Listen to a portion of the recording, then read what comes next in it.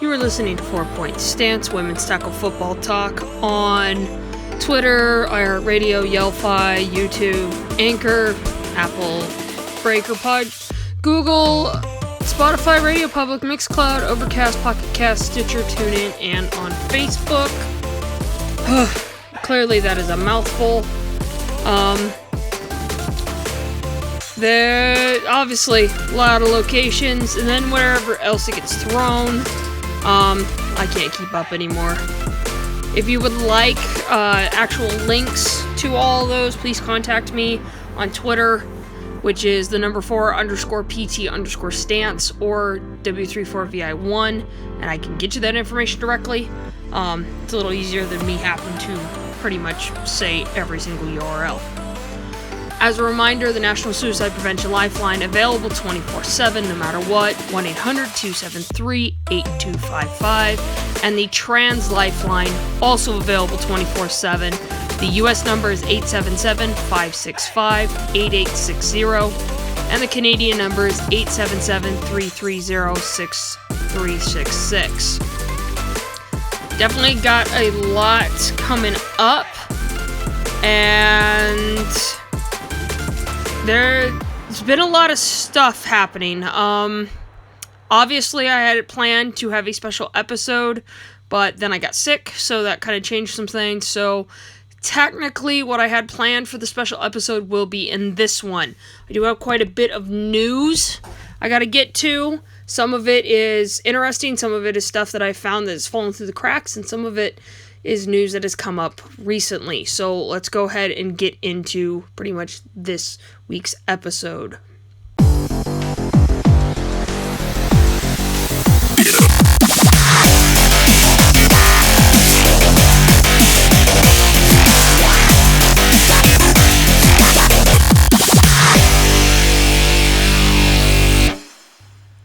As I said before, a team fell through the cracks. I was looking through everything and noticed that there was teams popping up off and on.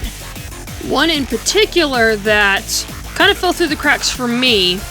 It was announced on September 24th by the USWFL that the Tri-City Lady Vipers were going to be joining their league.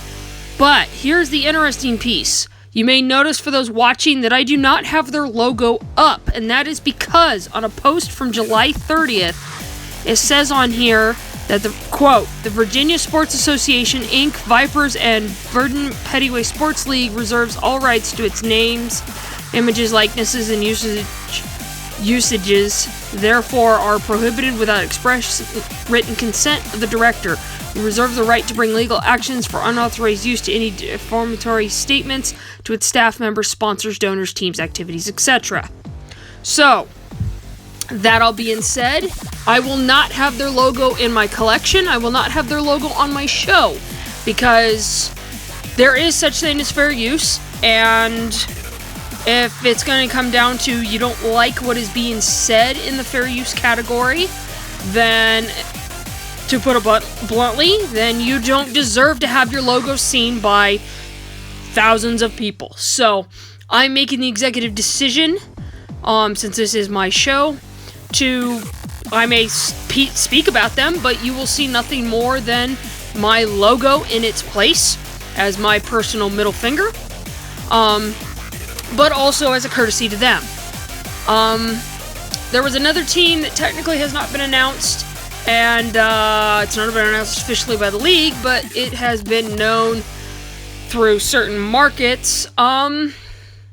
That is a personal middle finger to certain teams involved, and right now I can't comment, so I'll kind of keep that as a little bit of a cliffhanger there, but until it's officially said on the WFA website, I will not bring it up, and I may not even show their logo just out of kind of personal spite. And I normally like to keep bias out of my show in the sense of coverage, but that is definitely one of those that I honestly don't give a rat's ass because of the backstabbing I received from that circumstance. So, Once I am able to really comment further on it, I will. But yeah, there is another team floating around that they know I'm monitoring them, but they're too stupid to realize it, apparently. Maybe not after this show's released. But then again, if I don't say their name, they're too ignorant to pay attention. So, we'll see how that goes. Another little piece that's kind of very interesting is a team that just kind of we haven't heard from for at least since the IWFL breakdown, and that just suddenly kind of like threw it out there. San Antonio Regulators. According to a post that they had put in a Facebook group about women's tackle football on September 25th, it was talking about their tryouts, which will be held on the 12th. Open tryouts at Paul Hardberger Park West in San Antonio. But what's interesting is it shows the WFA shield. That has yet to be announced by the WFA itself, so it's kind of interesting how that's playing out. But it looks like the San Antonio Regulators are back alive. Another announcement that was made, and this one I kind of had to say was a bit of a surprise, considering that they came out of one of the other kind of out-of-market leagues for me, is the Oklahoma City Lady Force. They have joined the WFA, giving that area another team, and we'll see how that plays out. I know that when they were in the WXFL, which was kind of that league within that area, they were doing well. It does say here, according to the WFA, that in the last 5 years, taking home 5 championships, all while being undefeated. We'll see how that lasts, because they do have to take on Arlington and Houston Energy, so that's going to be kind of an interesting piece. But at least now it gives the Tulsa Threat another in-state team to play. Before I move on to we lost a team out of the deal. This popped up about 4 hours ago at the time of this recording. This is from Win of Mile High Blaze. Quote, "Players, we need your help. Our Mile High Blaze hearts are broken this morning. One of our own, number 42, Sasha Bonadio, Rhino, is what she's also known as, lost her 9-year-old son Gary to injuries from a car accident last night. Not only does she need your prayers, but she could use help with a small donation to assist the upcoming funeral and medical costs. It would be much appreciated." There is a GoFundMe set up. It is all over the women's tackle football stuff. That's never fun. It's never fun when a player gets hurt, and it's never fun when a kid, gets injured. And this one is bad. So if you have an opportunity, help, and reach out to Mile High. Let them know that you're there. You're thinking of them, and I'm sure they would appreciate as much help as they can get for this, because that's rough. We did end up losing a team again this week. Madison Blaze, September 27th, announced that they are ceasing operations. Can't say I didn't see it coming. I remember when they started. They used to be the Madison Cougars, and I remember the moment that they were sold. It was right after they played Portland Shockwave in 2012, just before the Founders Bowl and all that. So, definitely sad to see them go. It says on here, quote, "Madison Blaze would like to announce that the team has ceased operations. We'd like to thank all our fans, players, coaches, and the Madison community for an amazing run. We had so much fun bringing you women's football. Join us as we take a trip down memory lane and photos." And they have a bunch of pictures there. It is kind of tough. I don't know what's going to happen, considering that, Chicago doesn't have a team. Now Madison just lost a team.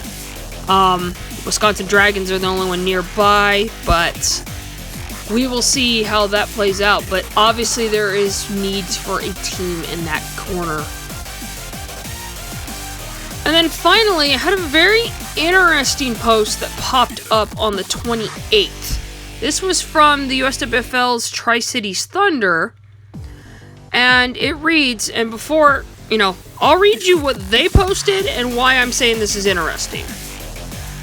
Quote, USWFL in Nissan Stadium. Sunday, November 10th at 12 Central Standard Time. The Tennessee Titans will play the Kansas City Chiefs in Nashville at Nissan Stadium. Then immediately following the premier game, Tri-Cities Thunder will take on the River City Sting. We will be waiting in the tunnel to take the field as the Titans walk off. For $35, you can get a ticket to see both games. Contact your favorite Thunder player to get yours.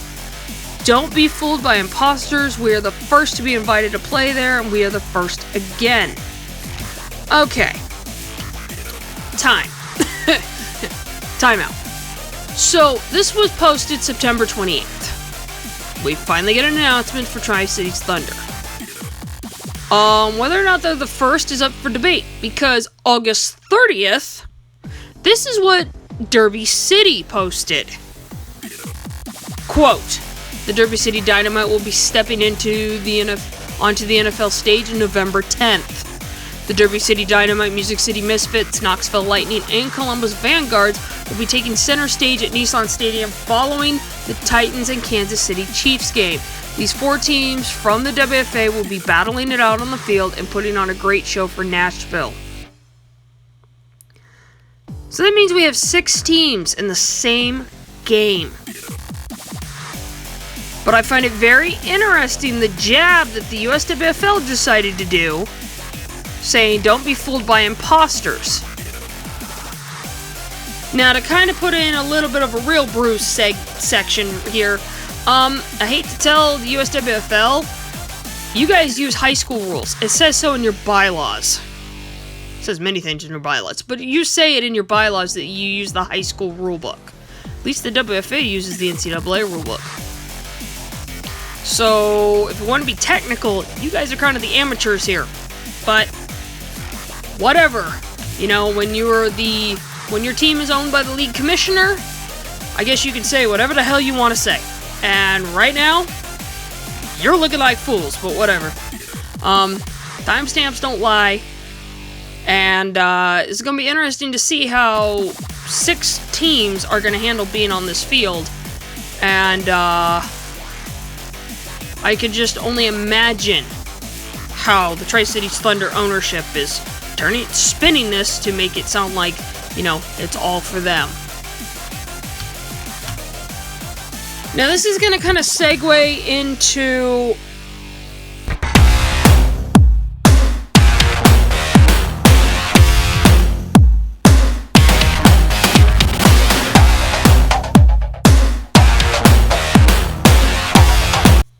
the law segment, just in the fact of a very interesting piece that was brought up. So, earlier, it was announced that the WNFC had separated ties with Saywall. And, actually, let me step back. WNFC announced that Las Cruces will be hosting the Women's Tackle Football Championship. Shocker there. They were trying to do that with the WFA, and then the week while they were doing it, they decided to leave, and of course they were rewarded for here. So, anyway, moving aside. But, back to what I was talking about. When September 22nd came around, and it was announced by the WNFC, quote, the WNFC has announced a number of changes to their leadership team. Things start off with Odessa Jenkins assuming the duties of the CEO, while co-founder Bryant Saywall is taking a leave of absence from business. Saywall is stepping away to handle business matters not related to sports or women's football, which require his full-time attention. Okay, so, do you all want to know why he was told to sidestep? He was, I guess you could say, forcibly removed amicably, like, I guess. I don't know, I've had sources come to me saying that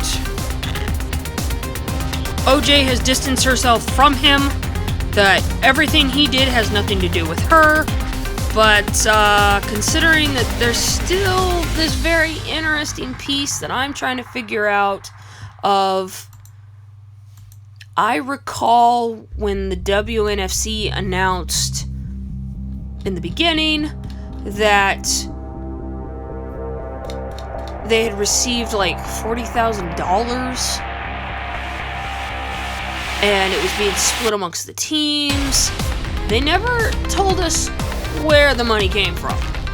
So maybe I'm missing something. You know, I don't know. One of the biggest things, and this is unfortunately while I've been sick, I haven't had a chance to really break down Saywall's crap, but it is very interesting to see how this narrative, 60,000, 4,000 each team. It is interesting. I'm looking at this right now from February 24th. But we never really had words as to where the money came from. So, that all being said,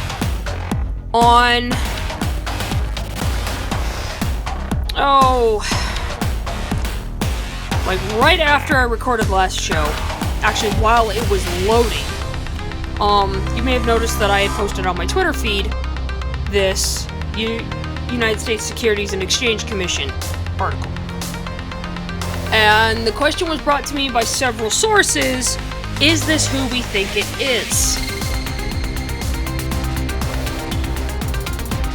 The Security and Exchange Commissions versus Meredix Capital Incorporated. And it has this whole full thing about who's involved.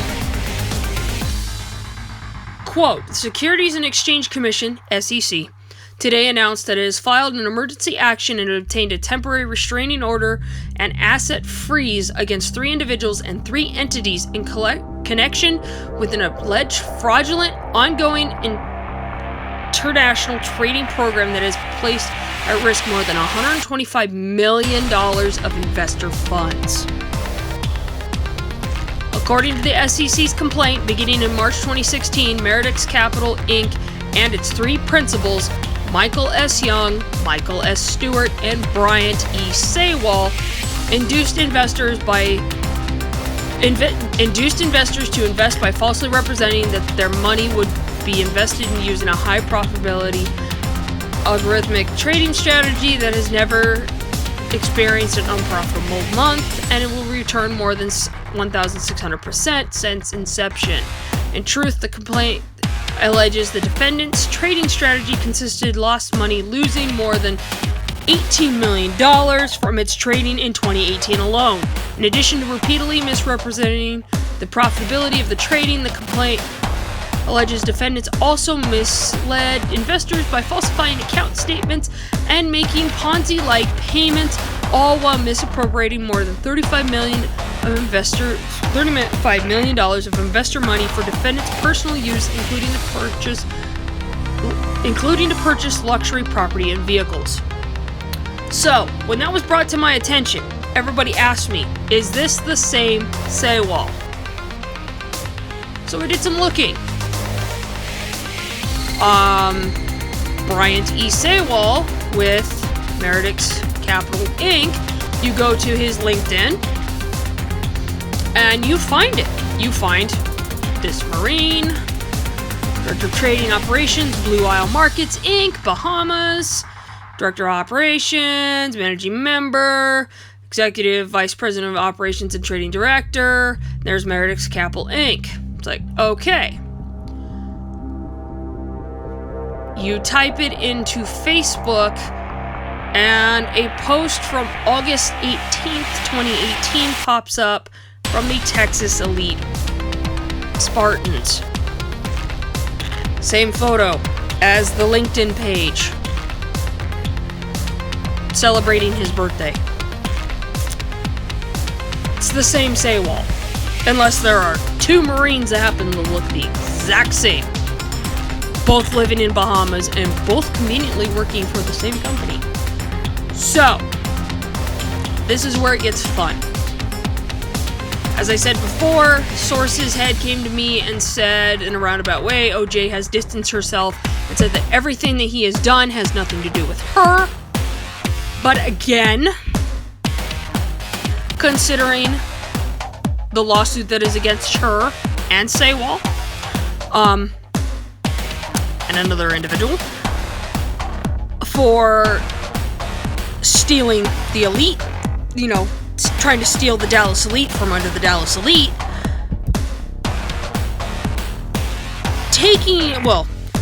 looking at this, unfortunately, in a biased way, I have to say they're connected.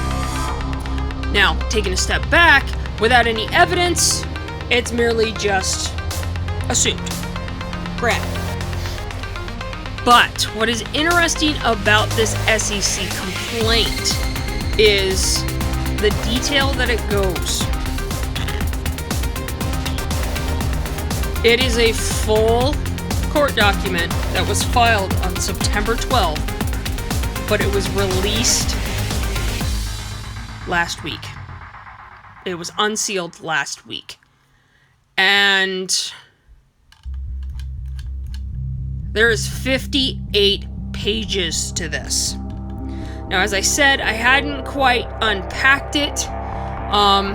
Part of me really does not want to read 58 pages of this, just in the fact that there is so much U.S. U.S. statutes, and it's boring for a lot of people. For me, this is interesting as hell because this is literally one of the things I went to school for. But it is interesting to see how quickly for this group, for Saywall to be, such the poster child for the WNFC, how quickly they have scrubbed their hands of him and all this, and kind of I guess, acting like they didn't know about it. At the same time, what I don't think a lot of people realize is this does play a role into some other problems.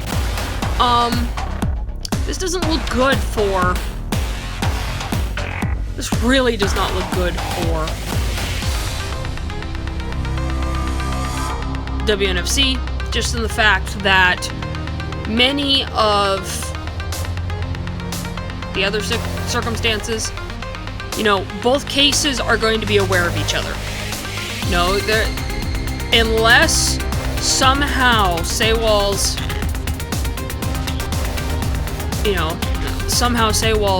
lawyer conveniently does not bring it up, technically Dallas could bring this up. The Dallas ownership could bring this up and say, if this is what he's doing with the U.S. government, look what he's doing here. Now, granted, the SEC is well aware of this because technically they have to know of everything that he is involved in. So, it is public record in the sense of they know every bit that he's involved in. But what I find interesting is the way that this is written, it's like he's totally, although he was in charge of the WNFC, according to Section 18 of the first part of the SEC complaint, Saywall, age 52, was a resident of Dallas, Texas metropolitan area in 2016, still maintains a house in the Dallas area, but now claims to reside in Nassau, Bahamas. Saywall has been listed in various offerings and marketing documents, such as Executive Vice President of Operations and Lead Trade Manager of Meredix Capital, and the Chief Technology Officer and member of Board and Director of the fund. Meredix Capital's due diligence questionnaire lists Saywall as one of the 3 directors and officers of Meredix Capital, along with 2 other individuals along with the two other individual defendants, and in describing the firm's, quote, governance structure and decision-making process, states that Young, Stewart, and Saywall, quote, have absolute decision-making authority.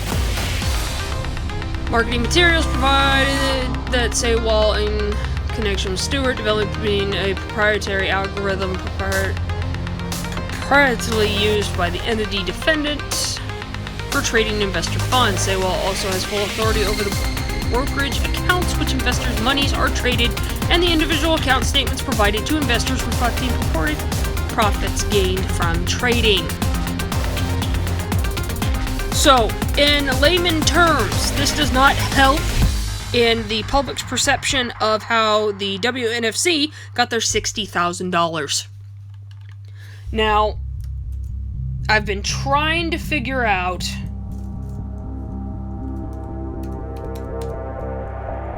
a few things here.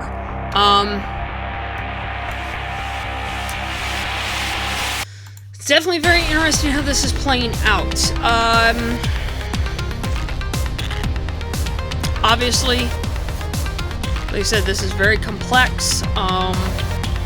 They do have a lot of relief defendants on who's involved, and I do find it very interesting that the WNFC does not state anything as to regards of how they got their money, which is not a shock to me. That has always been a question since the beginning of how they got their money. Just as a cash $60,000 cash sponsorship. And if it was done in cash, it cannot be traced back. But SEC may have something involving it. Looking at relief defendants in the sense of, Meredith's Capital Fund, Island Technologies LLC, West Beach LLC, Sol Regina Trust, TF Alliance LLC, Casa Canero,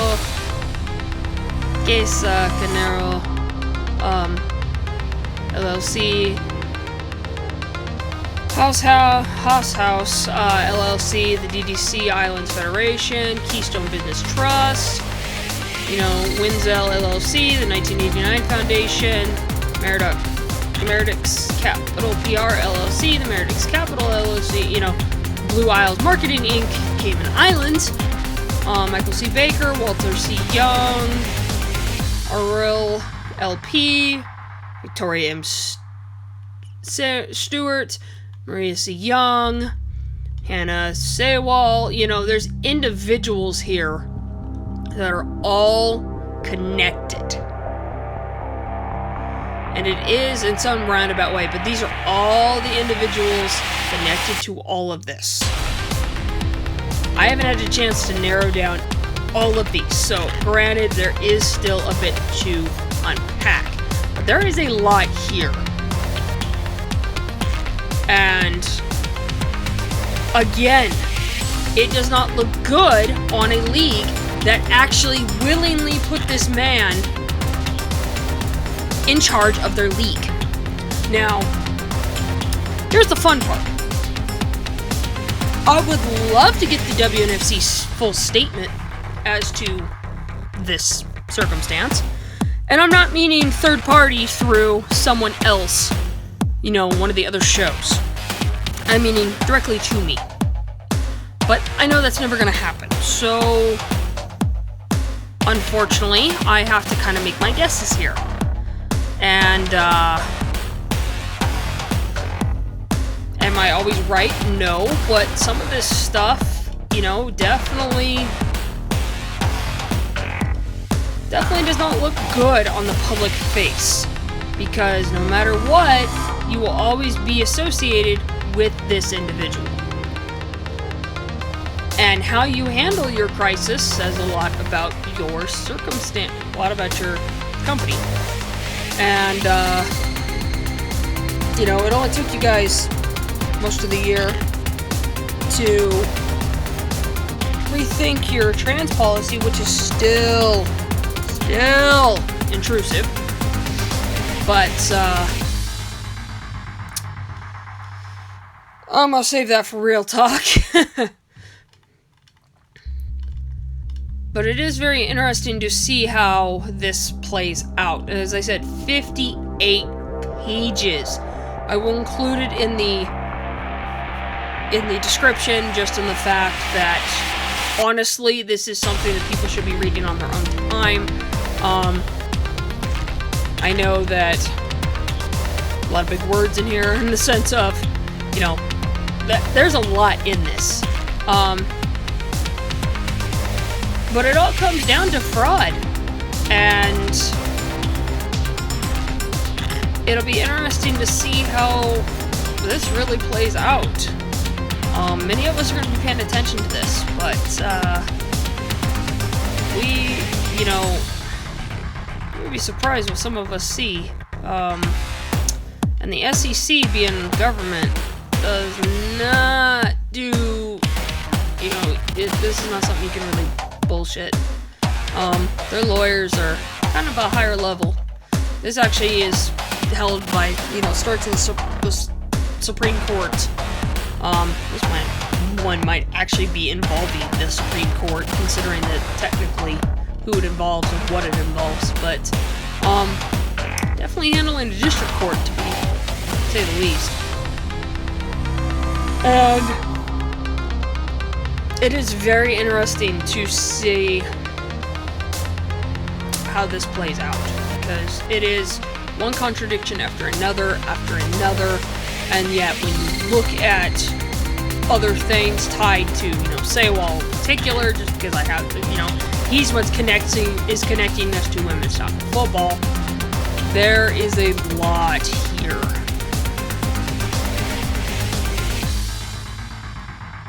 And to be honest, if it wasn't for this kind of oversight, wasn't for this kind of thing, a lot of us wouldn't have known. And I appreciate to my sources for bringing this to me. Just in the fact that technically, I would definitely be, any other time I probably would have found this out while I was at work, just in the fact of what I do for a living, but, definitely something I'm keeping an eye on, and my coworkers have been kind of helping me keep an eye on it too, and, yeah, I know this is not what I would normally do in my football and law segment, but to be honest, it is kind of one of the things I can do. There's just a lot in this. SEC complaints are a little more thorough. Oh, this is in federal court. Yeah, so this is on a pretty high level. This does result in... Oh, and this is being... The SEC demands a trial by jury on all claims so triable. So this is definitely going to be in the courts for a little while. We probably won't hear about this for a while. But, yeah. Definitely an interesting setup, especially who it is connected to. Because no matter what is said, it does not change the fact that WNFC had him in charge of them all last year. No amount of moving on from that would ever change that fact. I'm sorry, but none of that will ever change. It's not something that just goes away because you want it to.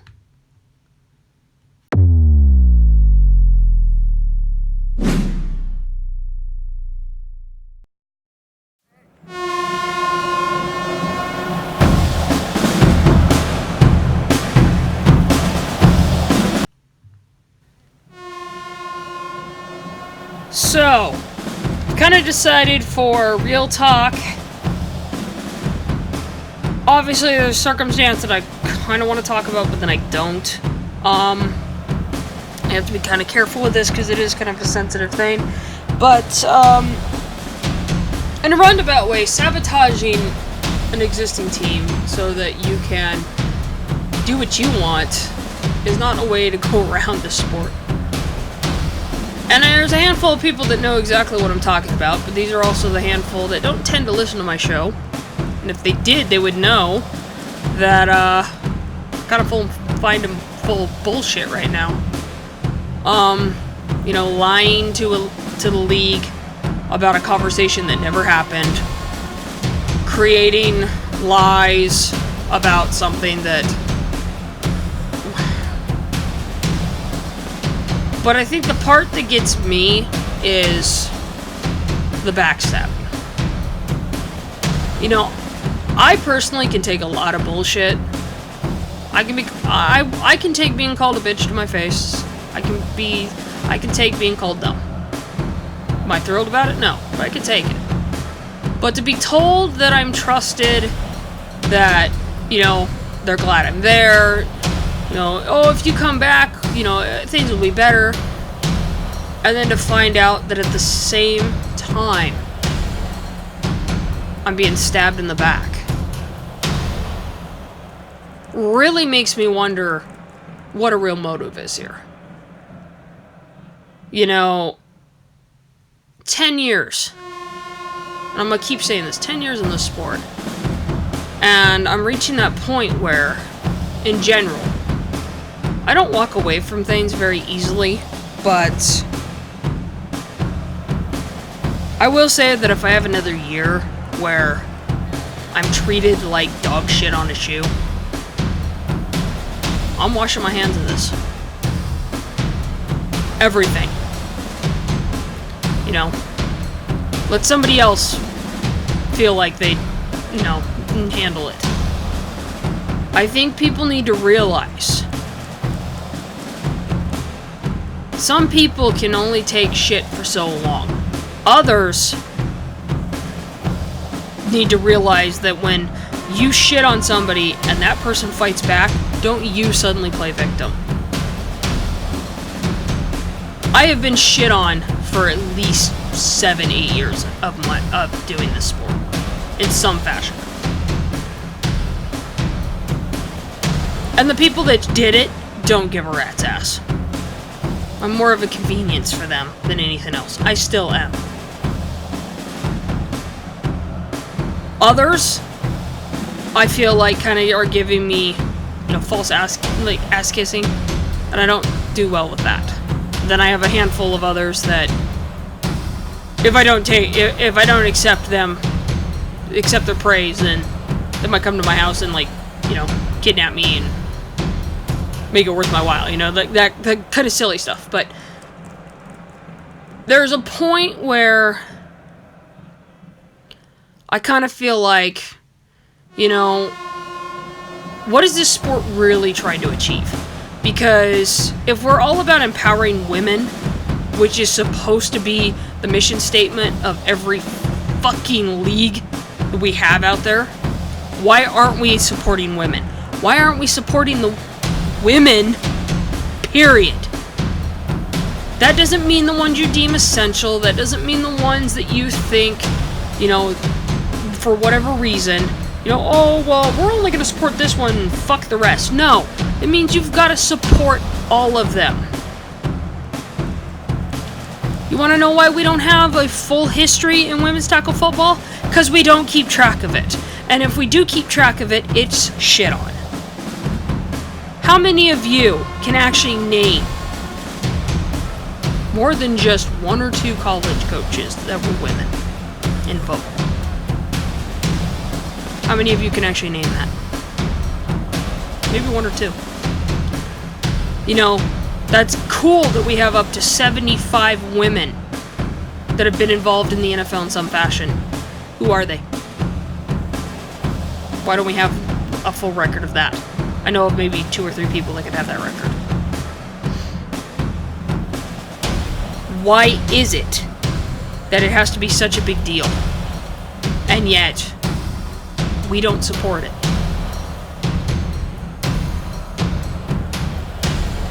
I know, for those of you that know, my experience, you're probably thinking, well, you're just being salty. A little bit, because I have done quite a few firsts in my life. Quite a few firsts for this sport. And what am I acknowledged for? Not a damn thing. So, it's... And some of it was within the industry. I still don't get acknowledged within my own industry, and that pisses me off. Just in the fact that don't say that you're, supporting women and then shit on me at the same time. But it comes down to, what are we defining as a woman? You have a group of individuals in charge of leagues, you have a group of individuals in charge of teams, and a group of individuals that are just in general, that want to define a woman by what's between her legs. They'll put it into policy, they'll go to court for it and lose, and they will deny anyone who is not like them a chance. Then you have others who don't give a rat's ass and just want to play, but their voices are silenced. And I kind of think that a lot of people just need to pull their heads out of their asses.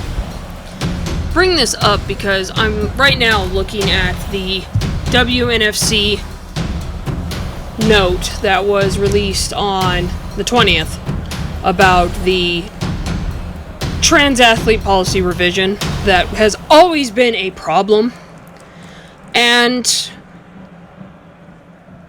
it is interesting how, they want to say, oh, it's an improvement.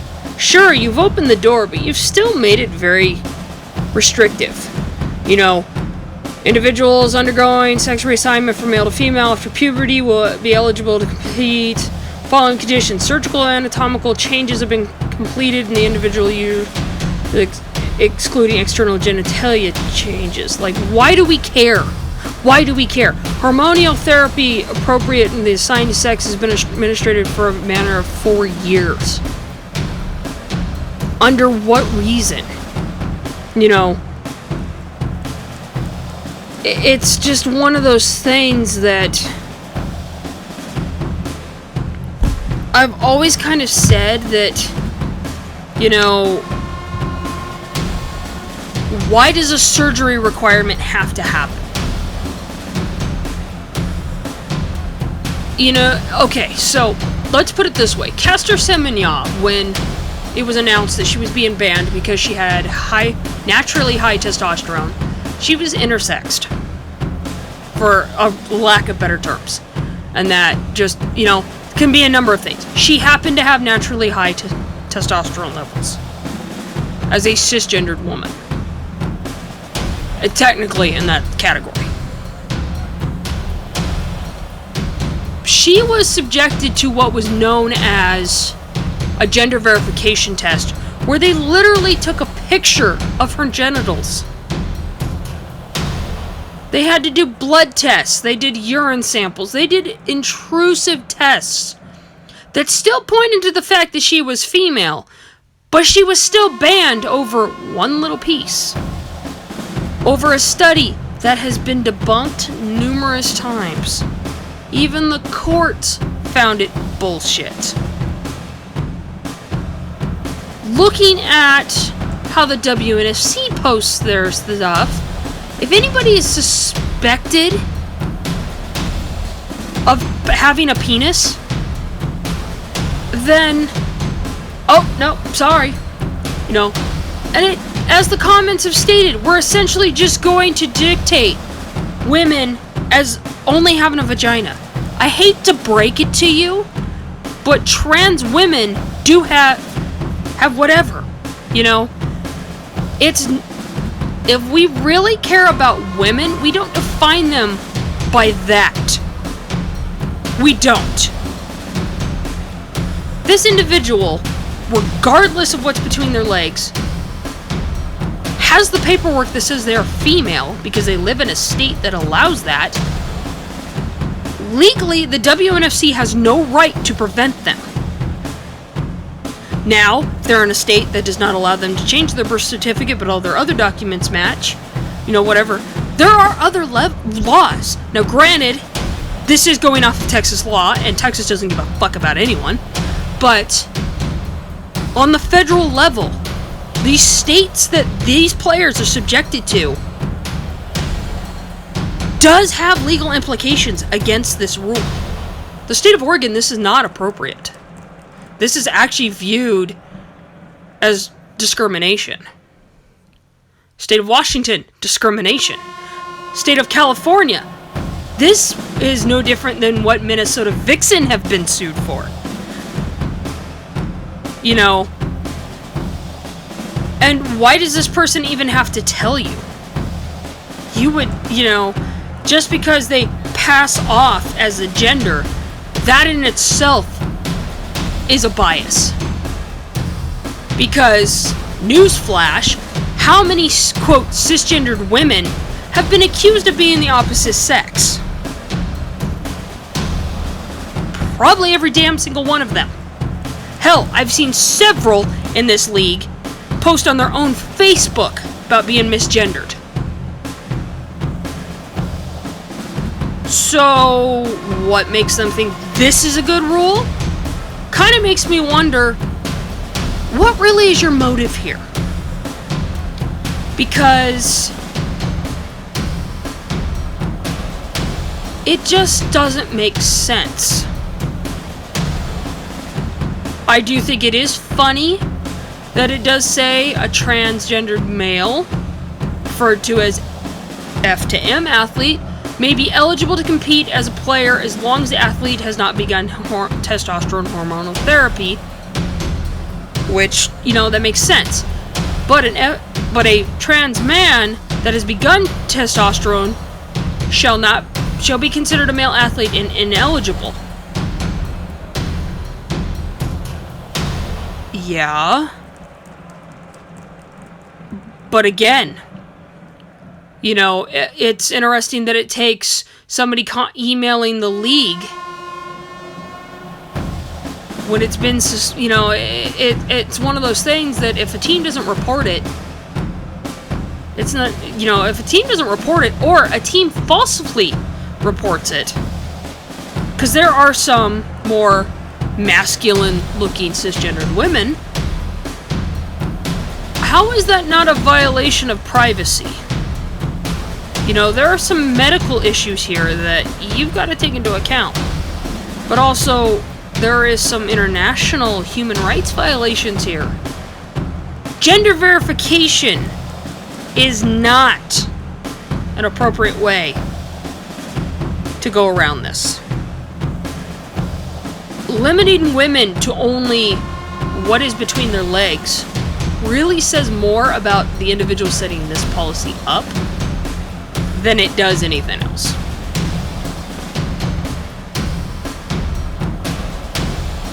You know, I've said this many times. This is like still a TERF talking point. Trans exclusionary radical feminism. And my thing is, if you're going to exclude the T and LGBT, what are you really supporting? That's no different than white gay women, leaving out people of color. You're still leaving out a party and then claiming that, well, we can't improve. I wonder why. And as somebody who is a non-gender conforming individual that does not like that whole binary process, this rule can really kiss my ass, because I find it bullshit. I wouldn't ask any player. It's none of my damn business. What is between their legs is the business between that individual and whoever they're willing to share themselves with, you know? That's between them and their significant other. That's not the league's business. And I don't know why we keep having this argument over and over, other than the fact that it gets you guys free press out of the deal. But every single time, you know, granted, WFA is not perfect because they have kind of a harsh requirement too. I find it's intrusive, but at least it's within some reasonable parameters. that is pretty common even on the Olympics terms and the NCAA.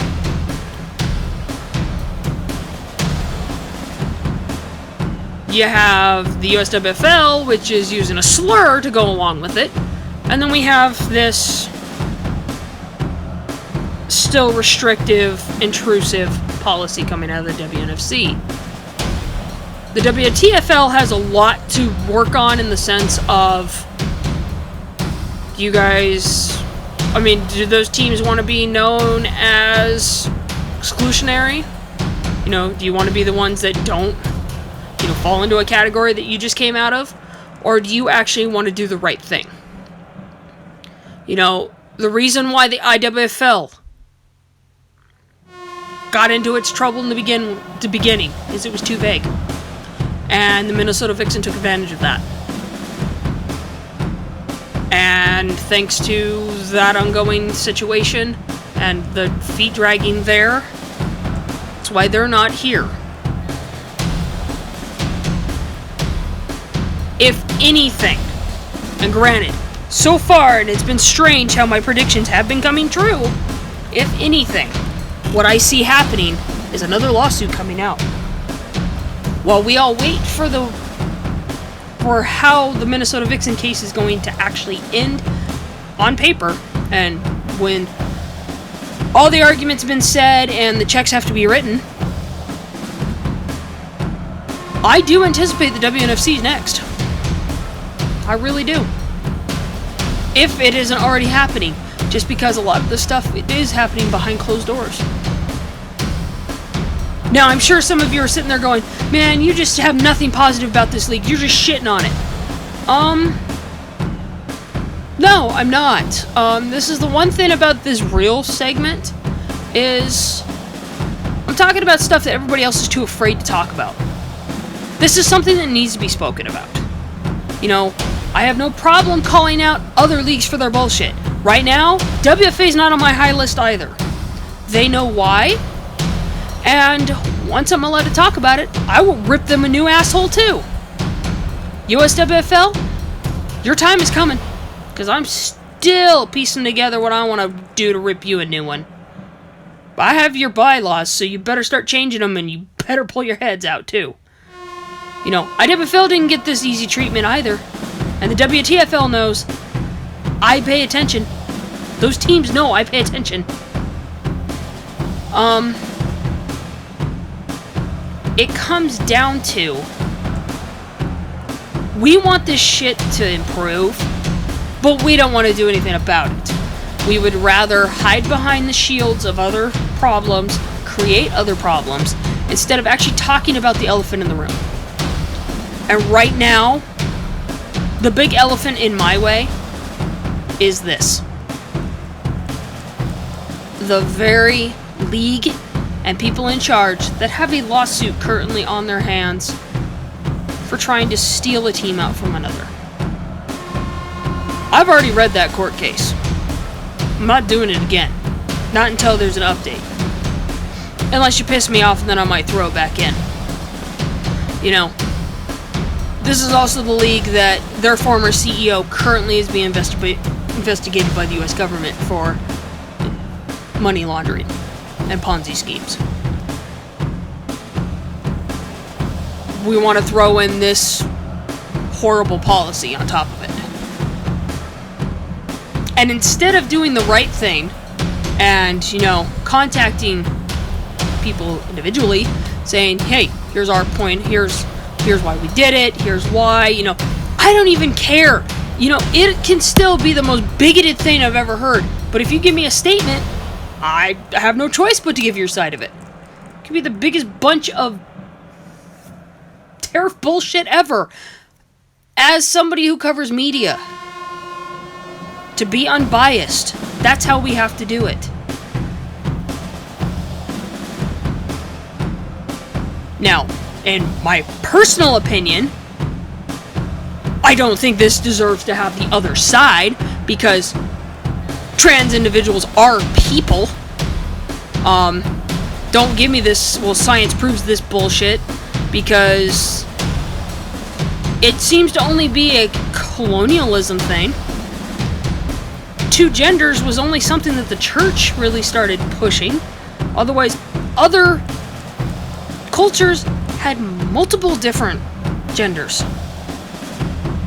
Hell, the Native Americans here, two-spirited people. That's what this classifies as a two-spirited person. They were sacred. So, putting all that bullshit aside, this does play into a little bit of a bigger problem here.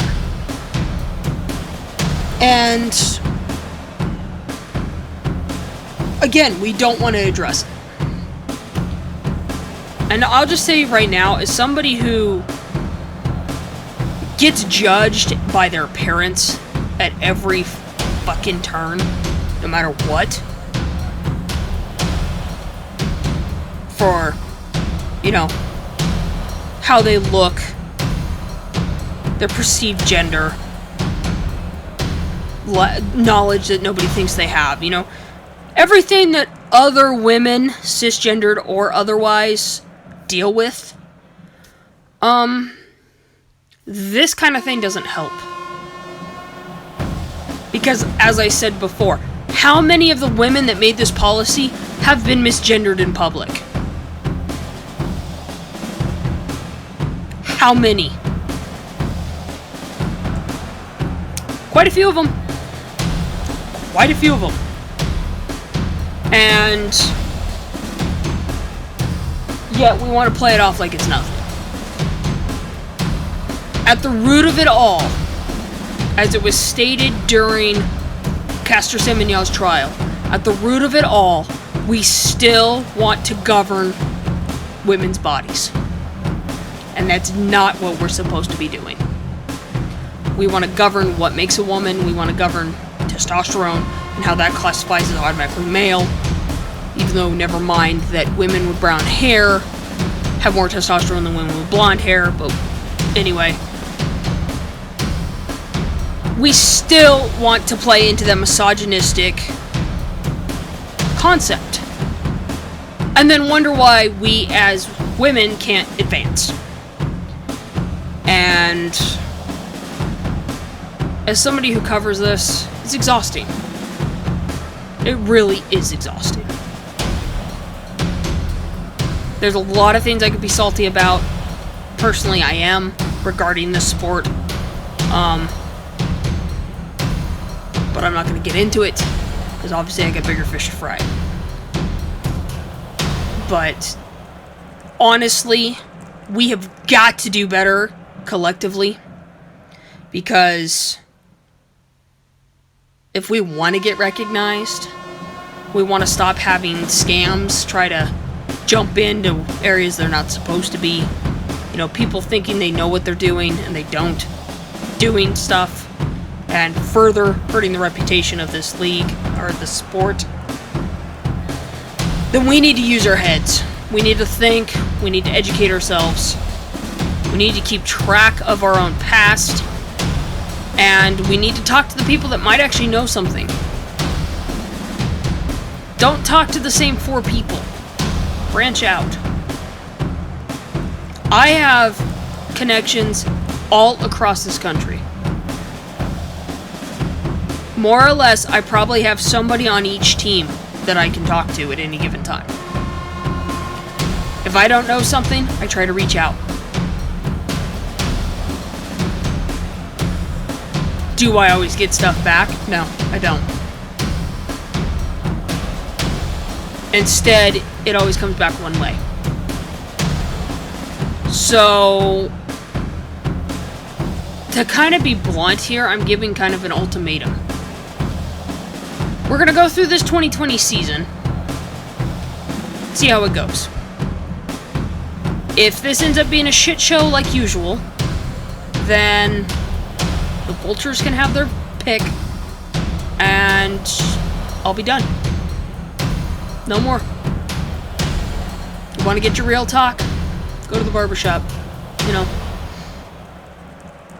Think for yourselves. Otherwise, do better. I'd like to be able to have a real talk where I'm going on about... To be honest, I'd rather have a real talk where I'm kind of hounding the Shield for their bullshit than hounding my own sport. Focusing on the problems with, law in the sense of Title IX violations and stuff like that. I'd rather be going on that instead of spending, 50% to 75% of my show talking about something that technically, if everybody pulled their heads out of their asses, wouldn't be a problem. And I don't know what to do about it, other than keep calling it out. Eventually, even though I'm one of the few, eventually enough people will hear it that somebody might actually go, you're right. Now, in the past, I've said this many times, I feel like the Nostradamus of this sport sometimes. The end of all of this happening, I anticipated shit was going to hit the fan, and it has. I knew a mass exodus was going to happen, we just didn't know what direction. I had a feeling more lawsuits were coming. I don't know why, But, honestly, this keeping up, I see a league dying. Actually, I see more than one league dying. And the monster that comes out of that pile of ooze is not going to be pretty. And we've got to move past that. We want to improve everything. We have got to step up and fix it. No more of this sabotaging a team during the season so that you can have it your way and then bitch about something that doesn't go your way when you have a chance to control it. Or creating something new because you feel wronged. You want to have a voice? Speak out. Right now, with exception of one group, right now, we have leagues that are ran by a minority. And that minority thinks that they speak for the majority. That's not how it works. That's not how this works. If you want change to be done, I think about the words from American Gods, Mr. Nancy. Talking about how getting things fixed. And you want to get angry about it. Why? Because anger gets shit done. And right now, these teams should be pissed. Many teams should be pissed about how they've been wronged. Well, guess what? Use it. Direct it. Get shit done. You have been listening to 4 Point Stance Women's Tackle Football Talk on so many damn places. It is exhausting to keep up. Twitter, iHeartRadio, Yelphi, YouTube, Anchor, Apple, Breaker, Google, Spotify, Radio Public, Mixcloud, Overcast, Pocket Cast, Stitcher, TuneIn, Facebook, and whoever else knows where. Those are at least the 16 I know about. It's easy to get a hold of. If you want direct links, go to anchor.fm/4PT stance. That gets you to a good chunk of them. Or you can contact me on Twitter, W34VI1, or the number 4 PT stance. And that actually has all that out. And I can get it to you. I can get you the full list from there. And you can follow the show as you like. And as a reminder, the National Suicide Prevention Lifeline, available 24/7, no matter what, 1-800-273-8255. And the Trans Lifeline, also available any time of day or night, there to help. US number is 877-565-8860, and the Canadian number is 877-330-6366.